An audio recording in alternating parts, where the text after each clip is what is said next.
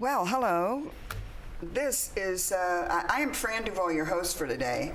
And today is Thursday, November 9th, 2017. And we are very pleased to have talking to us about some home health issues the director of a resident life under the umbrella, however I should have phrased that grammatically, of resident life comes home health. Yes. And you've brought along a guest with you today. Oh, I didn't mention your name, Donna Epps. You can tell I haven't been on in a while, can't you? Anyway. Well, that is quite all right, Fran, but today is our monthly home health segment.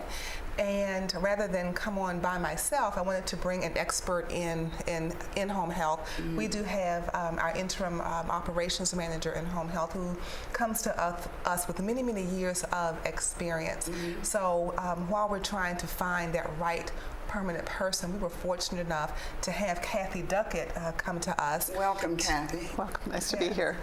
So today what we are going to talk about is when you may need home health services and you are referred by your primary care physician, because many times people associate home health services with in-home services that you get after a hospital stay. Mm-hmm. But you don't have to have been in the hospital to qualify or need home health services. Mm-hmm. So I've asked Kathy to come on today to help explain how that works and to give us some examples mm-hmm. of when you may need or qualify for home health services even though you haven't actually been in the hospital.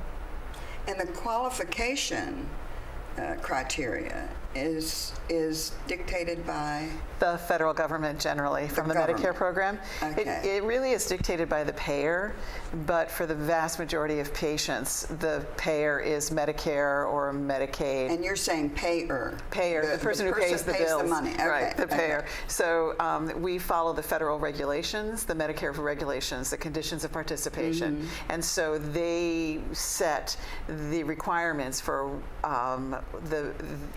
meeting, being able to provide those services in the home to you. Medicare covers it as 100% benefit, just like if you were in the hospital. Mm-hmm. So home health is covered under Medicare Part A.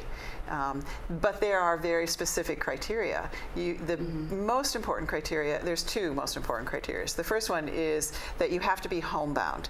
Now what that means is that it, according to the regulations, is that it's a severe and taxing effort in order to leave the home mm-hmm. for infrequent, generally medical situations. The interesting thing about the regulations, though, is because we live in Erickson, going to the cafe or going to the dining room is still considered being in your home. I see. So and so because of that, there's a little bit more leeway in terms of what it means to be homebound. Mm-hmm. But if you're getting on the bus and going out into the community to go get your hair done or something, then that wouldn't be really considered homebound. But interestingly enough, if you're getting your hair done here, that'd still be considered homebound. Yeah. But if you can get up and go out in the community to have fun and do stuff like that, then that's not really considered Correct. homebound. That's the first criteria. The second criteria is you have to require something skilled. So if you just need help with your bathing or household chores, then that doesn't meet the criteria. Mm-hmm. And you'd want to call home support services for that to mm-hmm. meet that need. But let's say you went to the doctor and the doctor says that you now have a diagnosis of heart failure or diabetes, or your condition's worsening and he or she is changing your medications. And you need more education in terms of what does this mean? Mm-hmm. What do I need to do in order to maintain my independence? And how am I going to incorporate that into what I eat, into managing my meds? What mm-hmm. lifestyle changes do I need to make? That requires the skilled services of a nurse to explain that and work with you mm-hmm. so that you understand how to be independent. That would be skilled. So mm-hmm. you could go to the doctor, get a new diagnosis, or get a significant change in your diagnosis, and be homebound, and that would qualify you for skilled care. Let's say your Parkinson's is getting worse, and so you've had a recent fall. You didn't have to go to the hospital, but your condition is worsening. You're not able to be safe in your own home.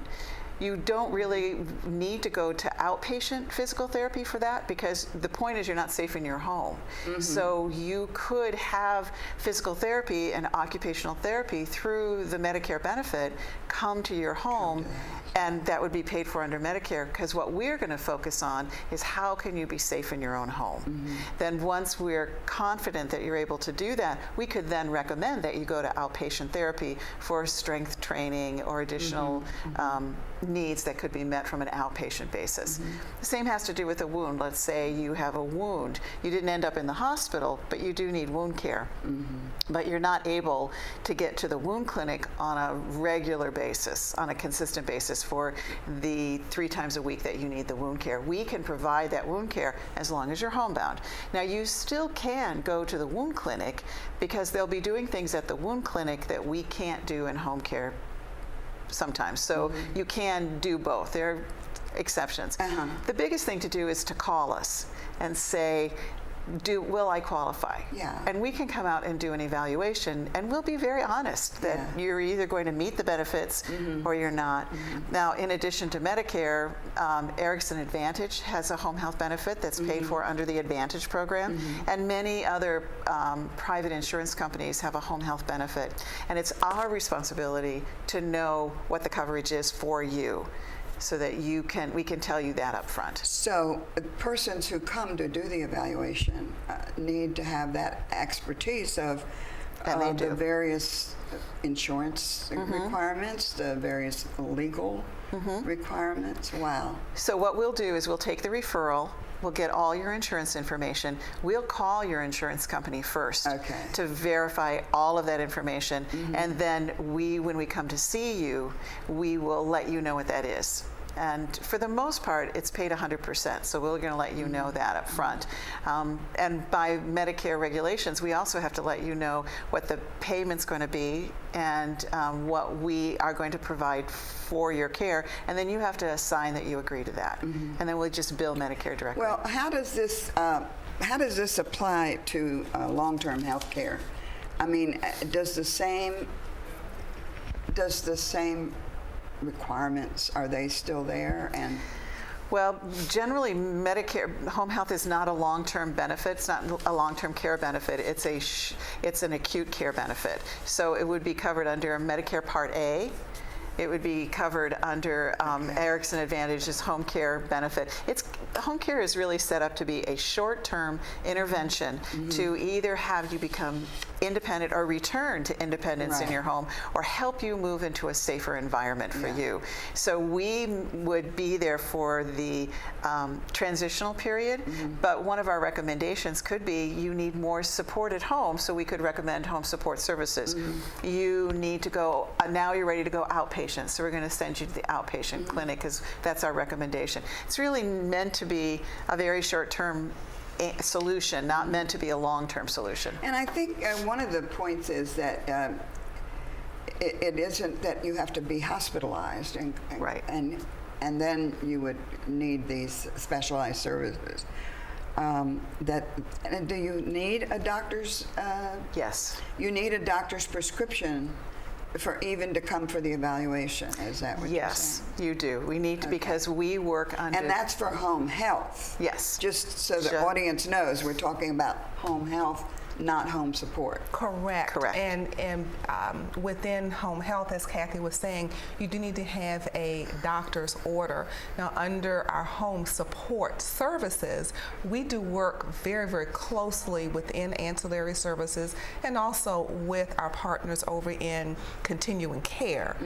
But what we want to stress is that we have a lot of services to help you remain independent in your home, and generally the services that we provide are because the issues that you have are for a short duration of time. Even in home support services, we can have people that come on to service, they may have 12 to 24 hours of service for a short period of time, then as they get better, that reduces.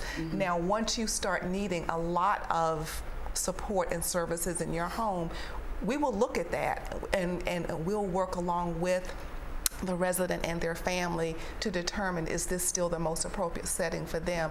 But our goal within ancillary services and specifically within home health is to provide the services and the assessments that you need for you to remain independent in your apartment for as long as you can. And so with regard to long-term care, while this is a continuing care retirement community that offers that full range of services, there would be some very individualized assessments done to determine what is the next level of care that you would need. So, you know, when someone might be ready to transition to one of the services offered in Garden Ridge, but it's our goal to coordinate and collaborate with the other care providers on campus, with the resident and with their families when that time comes.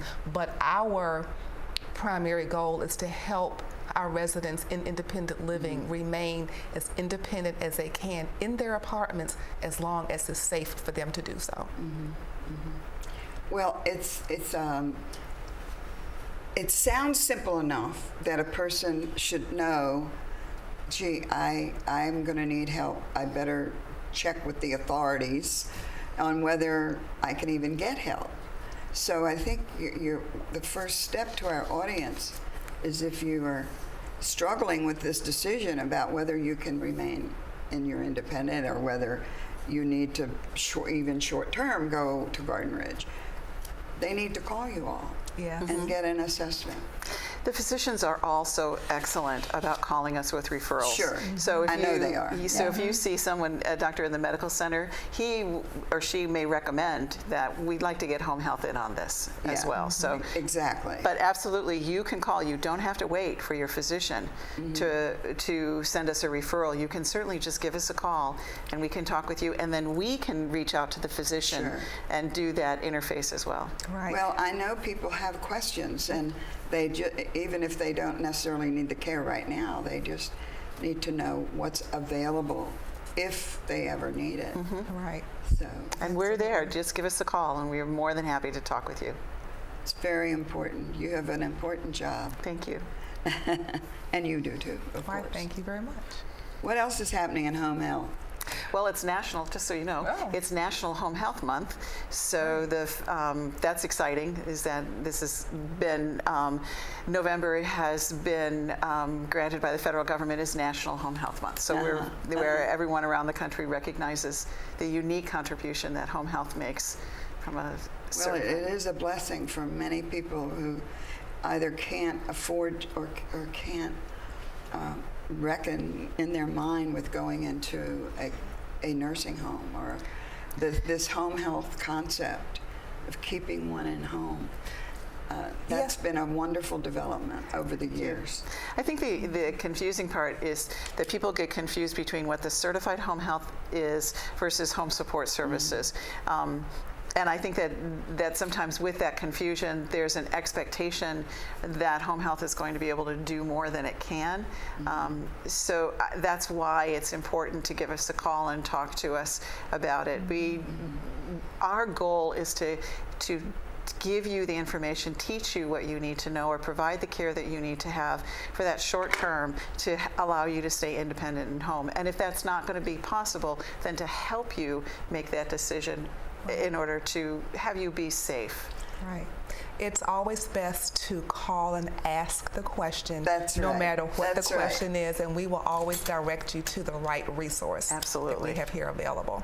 Well, thank you both for coming Thank today. you, Fran. Thank you. And I hope our audience got some reassurance about what we can offer here. Thank you. Thank you. Stay tuned now, don't run away. We have some interesting injury prevention stuff coming up.